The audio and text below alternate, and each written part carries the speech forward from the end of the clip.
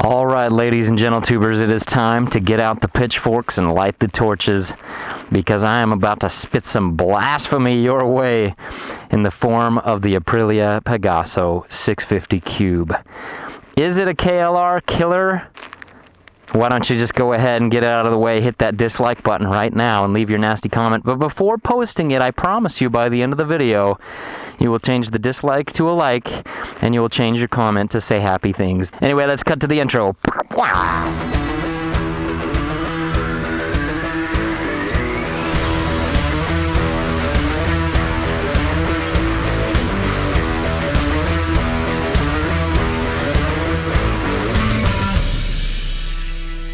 Alright guys, so here we have it. This is the Aprilia Pegaso 650 Cube. And this bike, a lot of people think, oh, it's a street bike with dirt tires on it. And it was actually built by Aprilia as a dual sport motorcycle. Now this is a 2000 Pegaso and it's a 650. It shares a lot of the same parts with a BMW. We're gonna get into all that technical stuff very soon. This particular Aprilia belongs to Mr.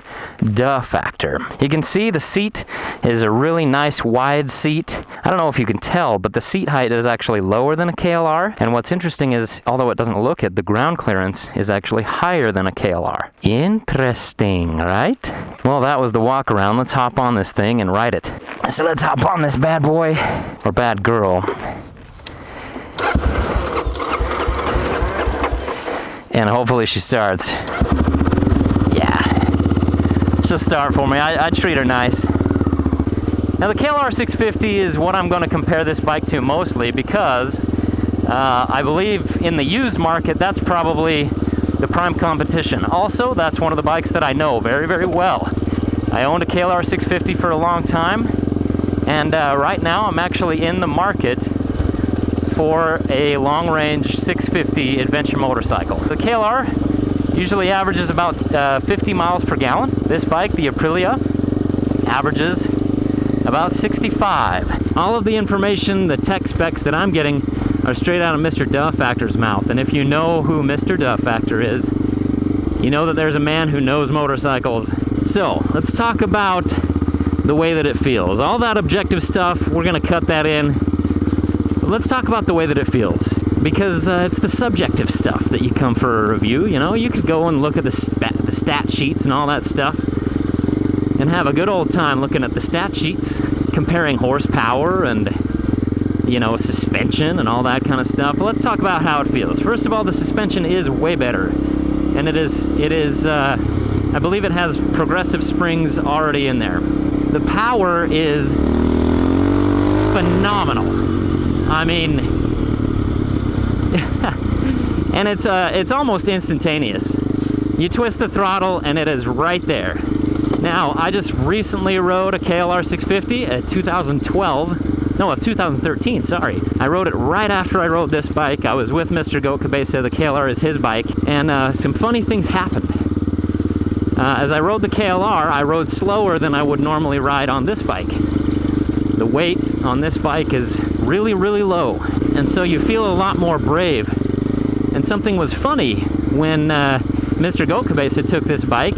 He did notice that the power response was a lot crisper and a lot more automatic, I guess you could say. Anyway, Mr. Goat Cabeza, who loves his KLR, and I love his KLR too, noticed that the power response was a lot better. And you know what was funny is he was traveling a lot faster once he got on this thing. It seemed like he just felt more comfortable. Now here's the thing, it is a 650, and even though it does have better suspension, I believe, it still is a heavier bike, and it's going to, you know, you're gonna bottom out once in a while. The brakes are oversized. Let's talk about weight. Now I don't know the curb weight of this bike or the wet weight or anything like that. However, ooh, yes, pardon me as I have some fun. What I do know is that I have dropped this bike a few times. Just careless mistakes, dumb little things. You know what? It wasn't that bad to pick up, because all the weight is very low. So once you get over that initial, then it's as they say, it's all downhill from there. Now, how about road manners? Because there are other motorcycles that we know are obviously better than, say, a KLR in the dirt. But what about on the road? How does this thing act on the road? Well, it's much better on the road. It's phenomenal on the road. You don't hunt for 6th gear on this bike. I think it might have a 6th gear. I don't even know. I just know that when I shift up, I have all that I need on the freeway, and it never feels like it's lacking. Wow, what a beautiful area this is. And that was another test that we did, Mr. Goat Cabeza and I. We, ooh, this is so rocky. Coming down into a riverbed, and there was recently lots of flash flooding here, so stuff can be a little bit unpredictable around corners and whatnot. But Mr. Goat Cabeza and I, we went out and did kind of a little freeway test, and here's a nice hill climb to see what this thing can do. Anyway, on the freeway it was brilliant. As you can tell, going up hill climbs, I'm in 3rd gear, and you know how the KLR has that chuggy feeling? This bike doesn't have the chuggy feeling. It just goes and does it. I mean, it just does it. You know, I kind of like that about the KLR, where it just seems to just, you know, and then it just tractors up anything you want it to. Well, this bike does the same, but without that chuggy feeling. Now let's talk about the styling, because the styling is objective. Some people love the utilitarian styling of the older KLR 650, and a little bit more of that, yeah, street dirt hybrid look of the newer generation KLR 650. And the Pegaso is styled more like a street bike, which is probably why people think that it's a street bike with dirt tires. What an amazing place. I'm so glad that Goat Cabeza told me about this place. Cool.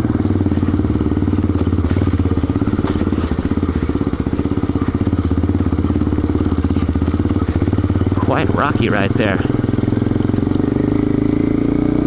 So anyway, you know, the Pegaso kind of has like that funky duck face look to it. You know, where the DR and the DRZ, they look like dirt bikes, you know, they look like dirt bikes that can go on the road. The Pegaso kind of has that weird styling. There's kind of the duck face and a big, big UFO backlight. And there's, you know, there's some quirky things about it. Jeez. Coming up here alone, this might not be the best idea. Suddenly we're in Scotland.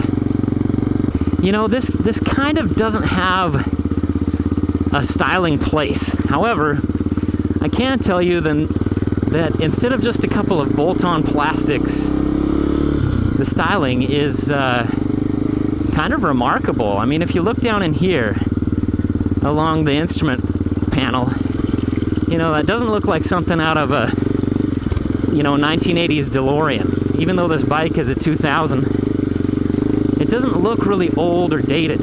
It looks like the dash of, well, of a nice Italian motorcycle. Look at this, we really are in Scotland. Beautiful.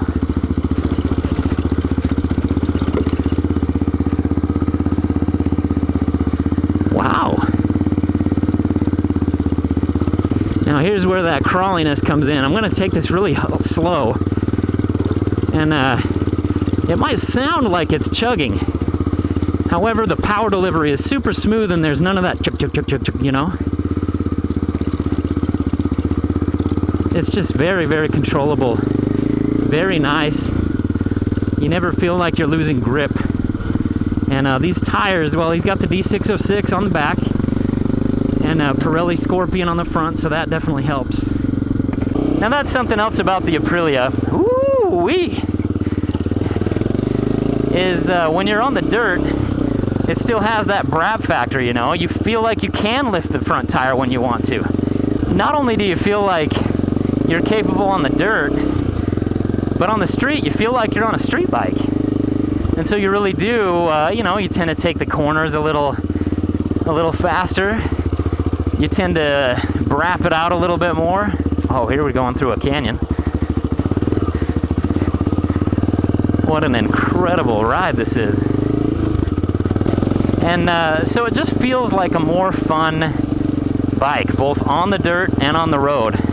It It does feel more in control because the weight's lower, as I already mentioned. If you are a hardcore KLR fan, you are going to be so upset with me right now. I have been shopping for a long-range adventure bike, DR650, KLR 650, and of course this Aprilia, which Mr. Duh Factor has been letting me test ride. Mr. Duh Factor picked this bike up for $1,200 from a guy who didn't know how to clean his carburetors. So Mr. Duh Factor got this bike, cleaned the carburetors, it ran perfect. He's put some mods on there. Now, with the mods, you know, that's up the value of the bike. He's put on some really nice, good tires and things like that. And he offered to sell it to me for $1,700, and I felt like that was a screaming good deal.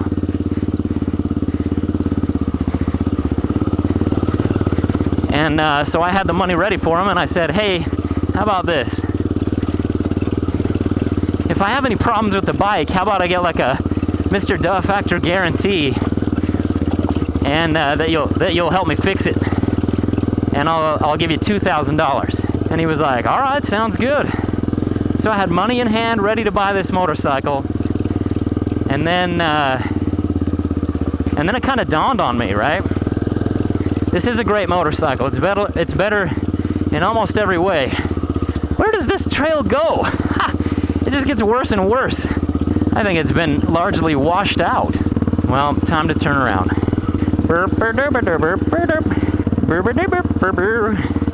Once again, that low C height, man.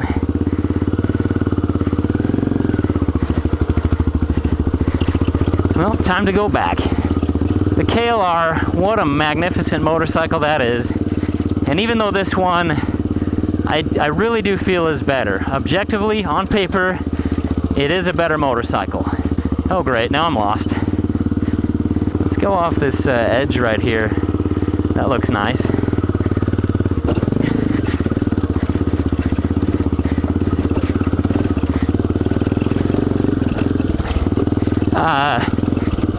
And you know what? You have every right to argue, because motorcycle love is motorcycle love, and you can't really dispute a bike when you love it. Now, I came into this bike thinking, oh my gosh, it's the village bicycle. That bike kind of sucks. And it wasn't very long after I started riding it that I realized that it just isn't the case. This thing is amazing. So, now here's the part where you all cheer for eveRide and you say, yay, he pulled his head out of his butt. This bike is not the bike that I will be taking on the adventure, even though it has, you know, it was the right price. It's competitive with the KLR on price for a used bike. It is, and as I've pointed out, it's just a better motorcycle. For me. Maybe not for you, but for me, the way that it feels, the way that it rides, it's better. However,